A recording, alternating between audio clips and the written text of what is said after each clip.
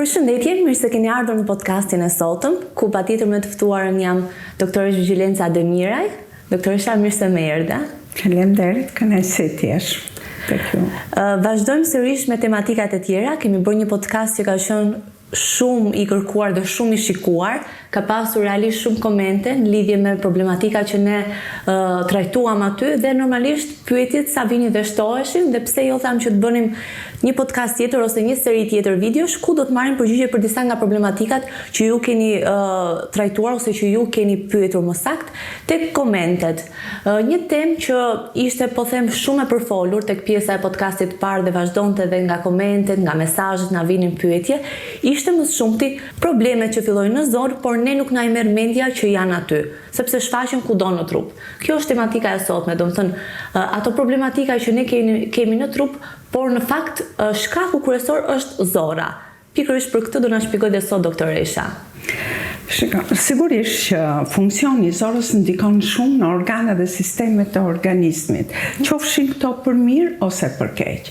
Kështu për shembull, zora ndikon shumë në funksionin e zemrës dhe shpeshherë është shkak zora për aritmit, takikardit, fibrilacionet dhe për këtë arsye në Amerikë kardiologëve i është dhënë udhëzimi që nuk do fillojnë trajtimin e problemeve të zemrës dhe të tensionit pa marrë një okej që zora është shëndosh.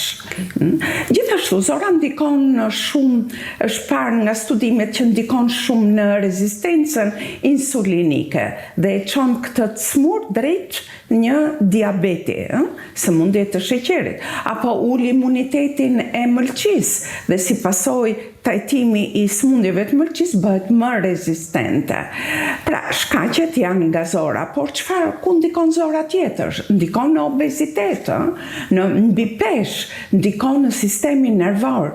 Personat që kanë probleme të distretjes në zorë, nga mos funksionimi mirë i zorës, këto persona janë konfliktual, shpeshherë bën shpërthys, kanë mungesë për qëndrimi, vëmendje, kanë gjumë të çrregullt dhe këto nuk e dinë që pikërisht shkaku është zora. Thjesht e mendojnë si stres, por nuk e dinë që shkaktari nuk e dinë. Pra këto persona nga persona qetë bëhen persona neurotikë, shpërthysë, problematik, tensioni u rritet dhe mendojnë se shkaku është nga zemra ose nga vazat e gjakut, por në të vërtetë shkaku është diku tjetër, është zora. Okej. Diçka tjetër që unë doja të cekja, sepse e kam dëgjuar shumë shpesh, kjo është, domethënë, e stërtën nga ne. Aroma e keqe e gojës, shpeshherë meqense ne po flisnim për problematika të ndryshme që na jep zora. Aroma e keqe e gojës shpeshherë e mendojmë që është thjesht një problem oral, domethënë kemi probleme me dhëmbët ose nuk i lajmë, probleme orale. Por, në fakt, një ndër shkaktarët kryesorë që shumë pak veta e din dhe nga informacionet që ne kemi dhënë së fundmi, po e kuptojnë dhe po ndërgjegjësohen, është që shkaktari në fakt kryesor është keqtretja. Shiko, shumë njerëz mendojnë se shkaku është thjesht ke dhëmbët, ke gingivat, inflamacioni i gingivave, këto, por në pjesën më të madhe të rasteve janë si pasojë e problemeve të stomakut dhe të zorëve. Nga stomaku kush mund të shkaktojë është refluksi gastroezofagal, refluksi biliar, gastritet erozive ultra, por mos harroni, kryesori është prania e një bakteri të stomakut që quhet Helicobacter pylori, si shkak kryesor. Por përveç kësaj pastaj kemi zorën, si pasojë e prishjes së mikrobiomës së zorës, si pasojë e mosderdhjes siç duhet dhe veprimit siç duhet të fermenteve të zorës, bëhet ajo ndodh distretja dhe si pasojë kemi zhvillim të kolonive të baktereve, të cilat gjatë proceseve të tyre metabolike prodojnë një gaz, ato prodojnë dhe gaz metan, oksid karboni, por kryesori përgjegjës për erën e keqe të gojës është gazi sulfhidrik, pra sulfuridi i hidrogenit që çlirojnë këto baktere të këqija në zorë si pasojë e proceseve të tyre metabolike dhe shtimit shumëzimit të tyre të shumët. Prandaj në këtë rast ndoshta mund të ndërhyjet me suplemente. Jo vetëm për moshat mbi 50 vjeç, por dhe para moshës 50. Suplementi Deep Cleanse është jashtëzakonisht shumë i favorshëm dhe shumë i rekomandueshëm. Provojeni se do të mbeteni shumë të kënaqur. Është shumë rezultativ. 2 kapsula nuk u kushton gjë, 2 kapsula pas ushqimit për 1 deri në 3 muaj. Pra 2 kapsula në ditë, për 1 deri 3 muaj ta vazhdoj. Dhe këtë mund ta përdor edhe 2-3 herë gjatë vitit. Pasi ka 14 përbërës bimor nga më të mirët përbërës për ndërhyrjen dhe për nxitjen e tretjes në zorë dhe shëndetin e zorës. Okej. Diçka tjetër, thonë shpesh që ndihemi të lodhur, kemi si këputje, po e them prap këtë problematikën, kam aromë të keqe të gojës, nuk dal shpesh herë jashtë, edhe mendojnë që është thjesht diçka momentale që kalon, ose e mendojnë edhe nga ana kam ngrënë keq këto ditë. Por në fakt mund të jetë edhe kjo një ndër arsyet kryesore që është pra sërish problematika e keqtretjes. Edhe lodhja do doja të thoja, të ndaleshim pak këtë pjesën e lodhjes ose debulesës. A ka lidhje me zorën? Shiko, kjo nëse i gjem të 3 simptoma, kufje, lodhje, fryrje, keqtretje, aromë të keqe të gojës, ne duhet shikojmë edhe sëmundjet bashkëshoqëruese, të cilat favorizojnë distretjen në zorë. Një nga këto për shembull është anemia. Nuk duhet ta neglizhoni aneminë, mjafton një analizë gjaku komplet dhe një feritin dhe ju mund të diagnostikojeni me një anemi. Dhe gjithë format e anemisë, siç është anemia pernicioze, hipokrome, ferrodeficitare, megaloblasike, të gjithë format e anemisë japin këputje, lodhje, fryrje barku, erë të keqe nga goja. Pra, duhet patjetër që ju të ishni shkakun që të normalizojnë këto simptoma, normalizohet edhe mikrobioma e zorës.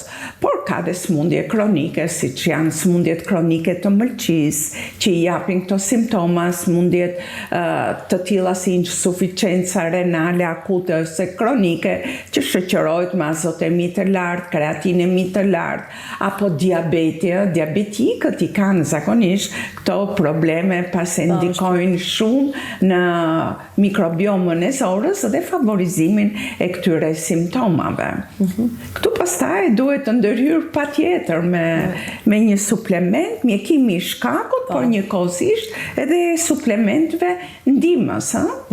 Diçka tjetër që do të pyesja doktoresha është që shpesh herë njerëzit na ankohen ose edhe na pyesin, më saktë duan të dinë informacion. Informacioni është kështu sado që të marrin, të lexojnë, prapë se prapë, kur e marrin nga një profesioniste, normalisht ndryshon. Pas cilave ushqime njerëzit ankohen më shpesh për fryrjet e barkut? Pra cilat janë ato ushqime? Shiko, ndikimi i ushqimeve në fryrjet e barkut ndryshon ka personi në person. Pasi këtu ndikojnë shumë konstitucioni, organizmi i këtyre personave. Por unë do t'jepsha një këshill. Nëse ju shikoni që disa ushqime ju japin fryrje, por ju i keni ngrënë 2-3 bashk dhe nuk dini, mirë është t'i ndërprisni dhe mbas një jave t'i filloni një nga një dhe të shikoni se kush nga këto ushqime ju jep fryrje. Megjithatë, unë do përmend disa që njerëzit ta kenë parasysh. Për shembull, fryrje barku japin fasulet, thjerrzat, barbunjat, biselet, lakra e Brukselit, lakra e zakonshme, brokoli, lule lakra, por japin shumë karbohidratet. Keni kujdes me sheqernat, janë të tmeshme për të dhënë fryrje barku. Dhe tjetër do të përmendja për shembull qumshin, ke bylmetrat që kanë shumë yndyrë. Mundoni të përdorni bylmet me pak yndyrë. Çfarë do rekomandoja unë kundër fryrjeve? Për shembull, mishi ju bën mirë mishi i pulës, i gjelit të detit, veza, molla, dardha, banane jo e pjekur e fort, avokado, janë shumë të mira. Buk pa gluten ose buk me krunde. Quinoa ju bën shumë mirë, ose kuskusi, orizi, sidomos orizi basmati shumë i mirë. Pra, më shumë preferoni këto ushqime të cilat nuk favorizojnë fryrjet e barkut. Doktoresha, kur zora nuk pastrohet siç duhet, ku e shohim ne simptomën e parë? Se ndonjëherë kalojnë një farë kohë dhe na grumbullohen disa simptoma dhe atëherë vërtet e kuptojmë që kemi problematik me zorën. Por simptoma e parë që shfaqet kur kemi këtë problematik, cila është? Kur zora nuk pastrohet mirë, sigurisht që i smuri ka spasma, dhimbje, fryrje, tensionim të barkut. Por, shiko, zora ka nevojë të pastrohet. Dikur gjyshërit tanë përdornin 2 herë në vit vaj recini ose vaj parafin për të pastruar zorën. Sepse nëpërmjet saj hiqen mbeturinat ushqimore që mbeten në xhepat e zorës, toksinat e ndryshme. Pra, pastrimi i zorës duhet bërë sikurse ne dikur bënim pastrimin e tubave të sobës, drurit. 2 herë gjatë stinës së dimrit, ne i shkundnim tubat e sobës për të hequr blozën. Kështu ka nevojë dhe zora për një pastrim. Prandaj duhet bërë kjo. A duhet ndjekur kjo e gjyshërve tanë, kjo tradita? Është e mirë. Mund të përdorni ose magnesium për pastrimin e zorëve, ose mund të përdorni vaj recini, vaj parafin e tjera. Në mos 2 herë në vit, 1 herë në vit është e rekomandueshme. Se gjitha këto traditat që ne i dëgjojmë themi janë të vjetra, por realisht bëhen edhe në kohët e sotme. Kanë qenë me praktikë ato. Po në kohët e sotme, meqense kohët kanë ndryshuar tashmë dhe nuk kemi pse presim për shembull 1 herë në vit ose 2 herë në vit, se normalisht jeta sedentare, ushqimet që konsumojmë çdo ditë, se më përpara ka qenë bio, ka qenë shumë herë më ndryshe, edhe jetesa, edhe pjesa e ushqimeve dhe tretja gjithashtu ka qenë më ndryshe.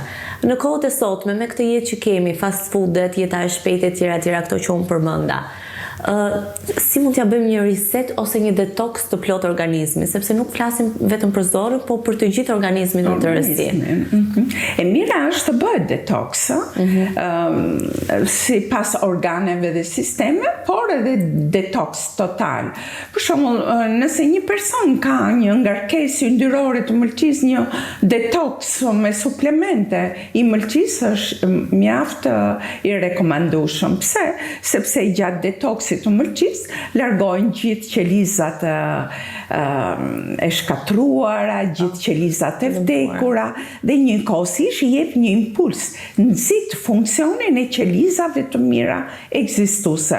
Po kështu një detox për pankreasin, në personat që kanë probleme me diabetin, ose detox për mushkrit, është shumë e rekomandueshme, dhe kështu do të thonim edhe për zorën, detox i zorës duke përdorur suplemente, por njëkohësisht edhe duke nxitur përdorimin e çajrave bimor.